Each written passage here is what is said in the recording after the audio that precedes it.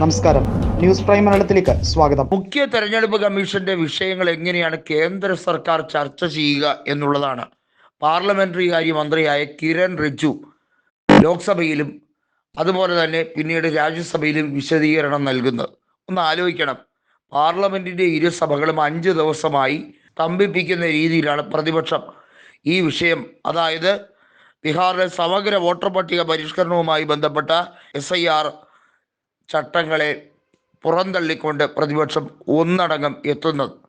ബംഗാൾ മുഖ്യമന്ത്രിയായ മമതാ ബാനർജിയും തൃണമൂൽ കോൺഗ്രസും വരും ദിവസങ്ങളിൽ ഇത് വീണ്ടും ഉന്നയിച്ചുകൊണ്ട് ഇതാണ് വർത്തമാനകാല രാജ്യത്തിലെ പ്രധാന പ്രശ്നമെന്നും ഇത് പരിഹരിച്ചിട്ട് മതി മറ്റു വിഷയങ്ങളിലേക്കുള്ള കടക്കലെന്നും കൃത്യമായി കേന്ദ്ര സർക്കാരിനോട് ആവശ്യപ്പെട്ടിരിക്കുകയാണ്. കേന്ദ്ര സർക്കാരിൻ്റെ പദ്ധതിയാണ് ഈ തെരഞ്ഞെടുപ്പ് കമ്മീഷൻ നടപ്പിലാക്കാൻ ശ്രമിക്കുന്നത്. അതിനുവേണ്ടിയാണ് ജ്ഞാനേഷ് കുമാറിനെ ചുമതലപ്പെടുത്തിയിരിക്കുന്നത്. തെരഞ്ഞെടുപ്പ് കമ്മീഷൻ എന്ത് അജണ്ടകൾ നടപ്പിലാക്കുന്നു അതെല്ലാം കേന്ദ്ര സർക്കാരിൻ്റെ പദ്ധതികൾ തന്നെയാണ് എന്ന് വ്യക്തമാവുകയാണ്. മുമ്പ് തെരഞ്ഞെടുപ്പ് കമ്മീഷൻ അധ്യക്ഷനായി ശേഷൻ ഇരുന്ന കാലം എല്ലാവരും ഓർക്കുകയാണ്. എന്ത് സത്യസന്ധവും സുതാര്യവുമായിരുന്നു കാര്യങ്ങൾ. ഇന്ത്യയിൽ ഒരു തെരഞ്ഞെടുപ്പ് കമ്മീഷൻ ഉണ്ടെന്നും ആ വ്യക്തി കേന്ദ്ര സർക്കാരിൻ്റെ കളിപ്പാവയല്ല, ജ്ഞാനേഷ് കുമാറിനെയും രാജീവ് കുമാറിനെ പോലെ കേന്ദ്ര സർക്കാരിന് വേണ്ടി എന്ത് രീതിയിലുള്ള വൃത്തികേടും കാണിക്കാൻ തയ്യാറായി നിൽക്കുന്നവരല്ല എന്ന് കാണിച്ചു തന്ന TN ശേഷനെ കുറിച്ചും ഇപ്പോൾ പ്രതിപക്ഷം സ്മരിക്കുകയാണ്. കാരണം അത്രയേറെ അഴിമതികൾ, ആ രീതിയിൽ വോട്ടർ പട്ടികയിൽ ഇത്രയധികം ഫാബ്രിക്കേഷൻസ് ഉണ്ടാക്കിയിട്ടാണ് തെരഞ്ഞെടുപ്പ് കമ്മീഷൻ ഒരു കൂസലുമില്ലാതിരിക്കുന്നത്. ഈ വ്യക്തിക്കെതിരെ നിയമ നടപടി സ്വീകരിക്കണം എന്നുള്ളതാണ് പ്രതിപക്ഷം സുപ്രീം കോടതിയിൽ ഹർജിയായി ആവശ്യപ്പെട്ടിരിക്കുന്നത്. തെരഞ്ഞെടുപ്പ് നടന്ന സംസ്ഥാനങ്ങളിലെ വോട്ടർ പട്ടിക തിരിമറി ഉൾപ്പെടെയുള്ള വിഷയങ്ങൾ ഇതിന് എവിഡൻസായി, തെളിവായി തന്നെയാണ് കൊടുത്തിരിക്കുന്നത്. പക്ഷെ ഒരു രക്ഷയുമില്ല.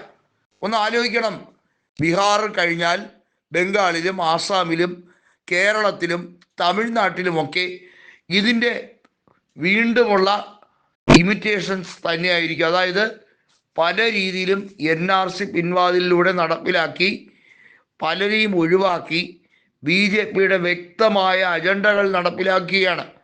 ഡാറ്റ കളക്ട് ചെയ്യാൻ വേണ്ടി ജാതി സെൻസസ് എന്ന രീതിയിൽ പുതിയ പ്രഹസനമാണ് BJP തുടങ്ങുന്നത്. അവർ തുടങ്ങുന്നതെല്ലാം പ്രഹസനത്തിന് വേണ്ടിയാണ്. യാഥാർത്ഥ്യവുമായി ഒരു ബന്ധവുമില്ല. യാഥാർത്ഥ്യം എന്തെന്ന് വെച്ചാൽ കൃത്യമായി തെലങ്കാനയിൽ രേവന്ത് റെഡ്ഡി സർക്കാരും കർണാടകയിൽ അവിടെ വലിയ തോതിൽ കോൺഗ്രസ് സർക്കാർ നടപ്പിലാക്കി വരുന്ന ജാതി സെൻസസ് ഉൾപ്പെടെയുള്ള കാര്യങ്ങൾ ഇന്ത്യ മുഴുവൻ ഇംപ്ലിമെൻ്റ് ചെയ്യാൻ വേണ്ടി കേന്ദ്ര സർക്കാർ ലക്ഷ്യം വയ്ക്കുന്നു. ആദ്യം അതിനെ എതിർത്തവർ ഇപ്പോൾ അതിനെ സ്വീകരിക്കുന്നത് അത് നടപ്പിലാക്കാൻ വേണ്ടിയല്ല, കൃത്യമായും പിന്നാക്കം നിൽക്കുന്നവരെ കണ്ടുപിടിച്ച് സമൂഹത്തിൽ അവരുടെ ക്ഷേമം ഊന്നൽ നൽകാൻ വേണ്ടിയുമല്ല, ഡാറ്റ കളക്ഷനാണ്. തുടർച്ചയായി തെരഞ്ഞെടുപ്പിൽ ജയിപ്പിക്കാനുള്ള കൃത്രിമത്വം തേടുകയാണ് BJP സർക്കാർ എന്നുള്ളത് വളരെ വ്യക്തമാണ്.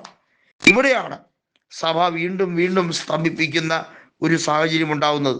SIR എന്ന് പറയുന്ന പോസ്റ്ററുകൾ എഴുതിക്കൊണ്ട് കീറി അത് പ്രതിഷേധം നടത്തുന്ന സാഹചര്യമായിരുന്നു. പാർലമെന്റ് ചേരുന്നതിന് മുമ്പ് ഗാന്ധി പ്രതിമയ്ക്ക് മുമ്പിൽ പ്ലക്കാർഡ് ബാനറുമായിട്ട് പ്രതിപക്ഷം എത്തിയതും ആ ഒരു രാഷ്ട്രീയ സാഹചര്യത്തിലാണ്. രാജ്യസഭയും SIR പ്രതിഷേധം തുടർന്ന് പിരിച്ചുവിടുന്ന സാഹചര്യമായിരുന്നു.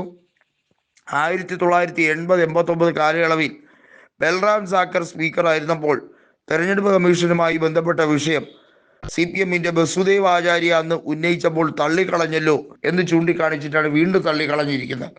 ഒന്ന് ആലോചിക്കണം, അന്നത്തേക്കാളൊക്കെ ഫാറായി ഈ രാജ്യം കലുഷിതമാകുന്ന സാഹചര്യത്തിലേക്ക് കൊണ്ടുപോകാനാണ് ഇലക്ഷൻ കമ്മീഷന്റെ ബോധപൂർവമായ ശ്രമം.